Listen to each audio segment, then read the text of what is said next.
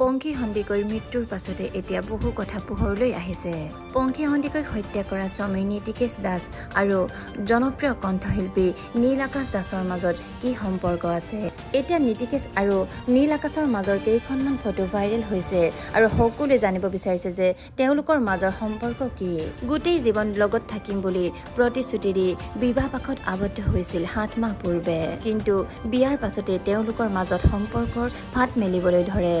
কি কাৰণত পংখীয়ে এনে সিদ্ধান্ত গ্ৰহণ কৰিলে সেয়া জানিব পৰা নাই, কিন্তু এতিয়া সকলোৱে সন্দেহ কৰিছে যে পংখীৰ সন্দিকৈৰ স্বামী নীতিকেশ দাসে হত্যা কৰিলে পংখীক। যদিহে সঁচাকৈ নীতিকেশে হত্যা কৰিছে পংখীক, তেন্তে কঠোৰতকৈ কঠোৰতম শাস্তি বিহিব লাগে নীতিকেশক। এতিয়া জানো আহক কণ্ঠশিল্পী নীল আকাশ আৰু নীতিকেশ দাসৰ মাজত কি সম্পৰ্ক আছে। জানিব পৰা মতে কণ্ঠশিল্পী নীল আকাশ আৰু নীতিকেশ দাসৰ মাজত ভাতৃত্বৰ সম্পৰ্ক আছে। নীল আকাশ জড়িত নহয় তেওঁলোকৰ ব্যক্তিগত কথাত।